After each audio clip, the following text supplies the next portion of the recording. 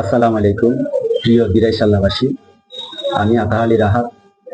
আমি একজন আপনাদেরই ভাই এবং আপনাদেরই কারো বাতিজা এবং আপনাদেরই কারো বন্ধু। আমি জুলাই অভ্যুত্থান থেকে উঠে আসা একজন সৈনিক।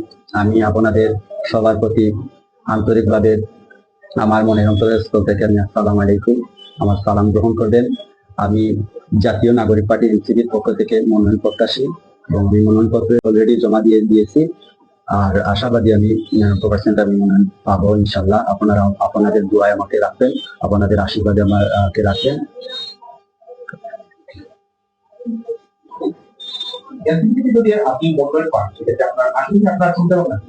এনসিপি থেকে যদি আমি মনোনয়ন পাই তাহলে আমার আসলে প্রথমে চিন্তাধারা থাকবে এই অবহেলিত এবং লাঞ্ছিত দিরাইশাল্লাবাসীদেরকে আমি ডেভেলপ করার জন্য আমার যা যা করণীয়, আমার সততা দিয়ে এবং আদর্শতা দিয়ে, আমার দক্ষতা দিয়ে, আমার শিক্ষা দিয়ে আমি আমার এই দিরাইশাল্লাবাসীদেরকে আমি উন্নতার শিখরে নেওয়ার জন্য আমি সর্বদাই প্রস্তুত থাকবো।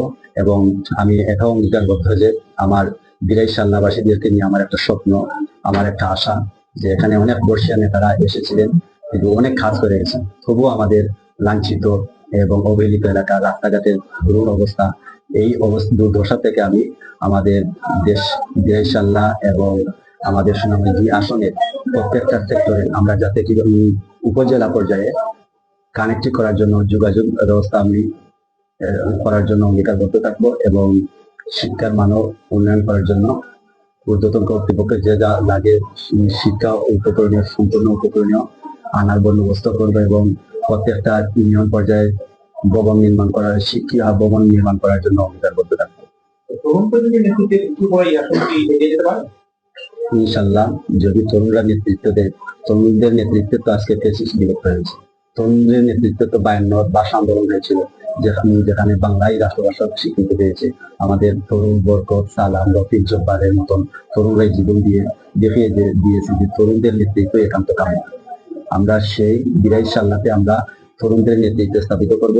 তরুণদের চেতনা, তরুণদের জাগ্রতিক প্রতিভাই এক সময় আমাদের এই অবহেলিত লাঞ্ছিত দিরাইশাল্লাহবাসীকে উন্নত শিখরে আনয়ন করবে।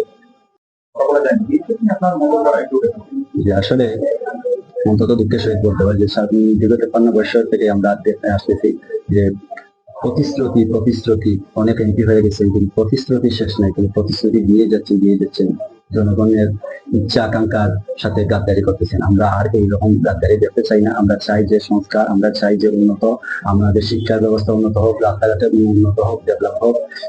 ওই সমস্ত মানুষের হাত ধরে যারা সততার সাথে, নিষ্ঠার সাথে এবং দক্ষতার সাথে প্রকৃত অর্থে জনগণের পাশে দাঁড়ানোর অঙ্গীকার ব্যক্ত করেন, আশাবাদী আমরা এই সমস্ত কাজ করে যাবো ইনশাল্লাহ। আপনি তো আপনার অনেকের কাছে গিয়েছেন, সেক্ষেত্রে জনগণ আপনাকে কিভাবে দেখতে আপনাকে তখন কিভাবে দেখতে?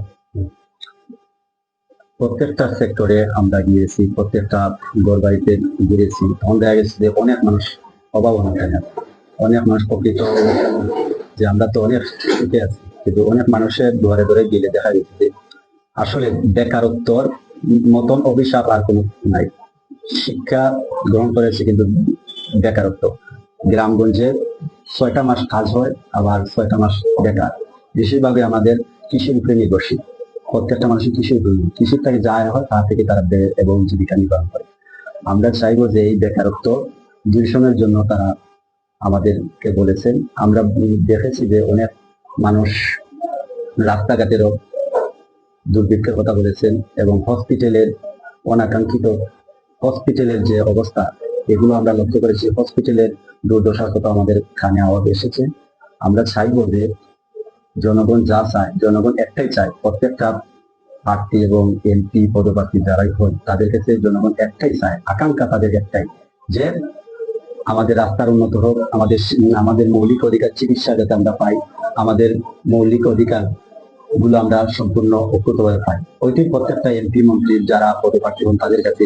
কিন্তু প্রকৃতপক্ষে দেখা গেছে যে এই এমপি মন্ত্রীগুলা পরবর্তীতে এমপি হইয়া আমাদের সাথে প্রতিশ্রুতি দিয়ে গেছেন রাস্তার যেভাবে তাকে ওভাবে হয়, রাস্তার কোনো উন্নত হয় না, যাতায়াতের কোনো অবস্থানের কোনো দ্বারা দিশা থাকে না, তখন জনগণ আরো দুর্ভিক্ষে থাকে। আমাদের এই যে ক্লান্তি লগ্নে আমাদের যে বিশেষ করে হাওড় অঞ্চলের যে বেড়িবাঁধ প্রতি বছরের হাওড়ে তৈরি হয়, এই বেড়িবাঁধ যাতে সর্বাবস্থায় যে এই যে দামাচাপা যে লেপ দিয়ে প্রতি বছরই আপনারা দেখেন অনেক মিডিয়া এটা প্রচার করেন, দামাচাপা দিয়ে লেপ দিয়েই রাস্তাঘাট নির্মাণ, কিন্তু আবার দেখা যায় যে আবার টিএসি আসে, আবার এটা নির্মাণ হচ্ছে। আমরা চাইবো যে এই রং তামাশা পরিহার করে দীর্ঘস্থায়ী আবুরা বেড়িবাঁধ দেওয়ার নির্মাণের প্রচেষ্টা করা। এটা আসলে এমপি যারা হয় বা নির্বাচিত প্রার্থী এদের কাছে এটা বড় কিছু না, তারা চাইলে এটা সম্ভব। আর এটা হলে জনগণের ভোগান্তি কমবে, কৃষকরাও পাচ্ছেন যে তাদের সোনালী ধান উগানে